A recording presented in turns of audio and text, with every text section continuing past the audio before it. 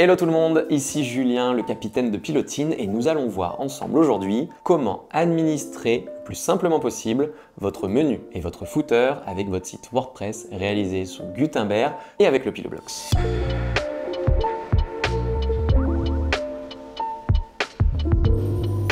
Il faut savoir qu'avec Gutenberg, l'édition d'un menu peut être un petit peu compliquée. Ça peut être un petit peu usine à gaz parce qu'en général, ça se situe dans l'édition de son thème. C'est-à-dire qu'il va falloir rechercher un peu et souvent, ce n'est pas très friendly, c'est pas très pratique. Et en tant qu'utilisateur, ce n'est pas l'expérience la plus intéressante. Avec le Piloblox, donc la technologie réalisée par Pilotine à base de Gutenberg sur WordPress, nous avons essayé d'améliorer vraiment l'expérience de nos utilisateurs, c'est-à-dire de nos clients qui vont administrer leur site internet pour qu'ils puissent en fait de manière beaucoup plus fluide administrer leur menu et leur footer. Et je vais vous faire une petite démonstration. Est-ce que vous êtes prêts ? C'est parti. Donc là, nous sommes sur le site d'un client. Si je vais dans mon menu, on voit que le menu est assez simple. Il a un bouton Vos besoins, un bouton Nos solutions avec ce qu'on appelle un méga menu. Donc là, pour l'instant, on a mis 2 images, mais on peut mettre des images, du texte, on peut mettre beaucoup de choses.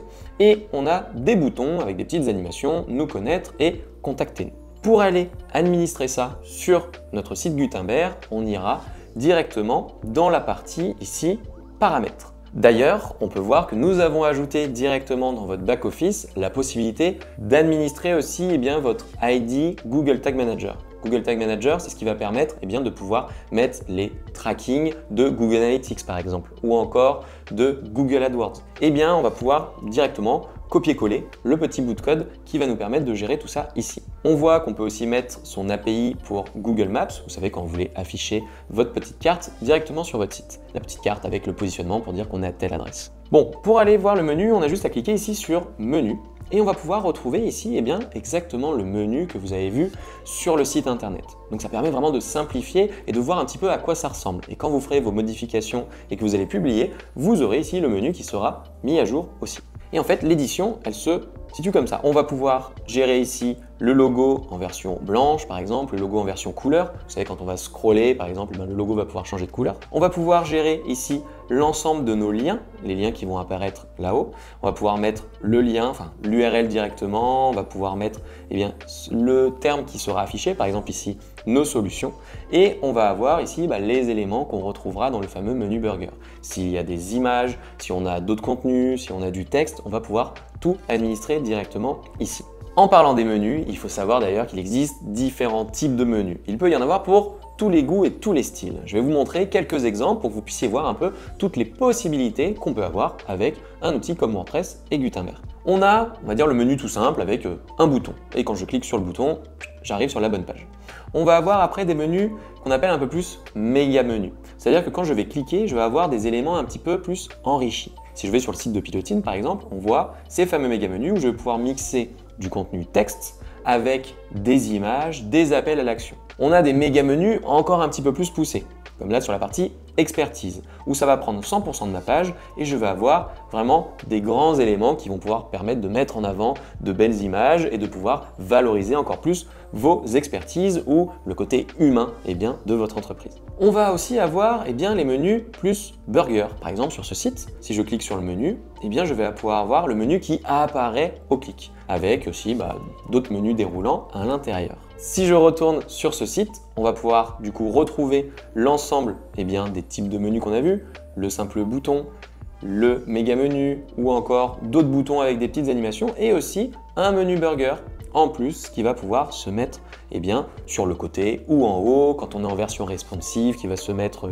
qui va remplacer le menu que vous voyez sur la version ordinateur. Quoi qu'il en soit, comme vous le comprenez, on peut avoir de nombreux types de menus. Dernier menu que j'aimerais vous montrer, où là on a des menus assez costauds, par exemple sur le site de SRA, on va retrouver des menus avec là de nombreux éléments. On va pouvoir retrouver le menu avec le sous-menu, pourquoi pas le sous-sous-mous-menu, quand on a vraiment beaucoup de choses à raconter, beaucoup de catégories, beaucoup de métiers, beaucoup de solutions. Il existe autant de solutions techniques pour faire des menus que de challenges et d'entreprises. Donc, pour chaque projet que Pilotine va réaliser, à chaque fois, on va essayer de trouver le style de menu et le style d'expérience utilisateur qui convient juste le mieux à vos clients et à vos besoins tout simplement. Si je retourne sur le site internet et que je descends, Eh bien, on a aussi l'administration du footer. Le footer, c'est ce qu'on appelle aussi le pied de page en français. C'est la partie qui sera tout en bas de votre site et qui va comporter en général des liens complémentaires. Les mentions légales, on va retrouver les accès à des pages comme les articles de blog, on va accéder aux réseaux sociaux, etc. etc. Et bien là encore, via le Piloblox, on a extrêmement facilité l'administration puisque si je vais dans mon back-office, eh bien je vais retrouver là aussi les éléments de mon footer. On va pouvoir retrouver les informations générales, le logo, la description. On va pouvoir retrouver les différentes colonnes aussi et je vais pouvoir customiser mon texte, mes liens. S'il y a des images, mes images, les liens vers mes réseaux sociaux, rajouter mes pictogrammes pour illustrer les réseaux sociaux, etc., etc. Et je vais avoir aussi la partie tout en bas avec mes fameux liens, cookies, mentions légales, politique de confidentialité, et j'en passe.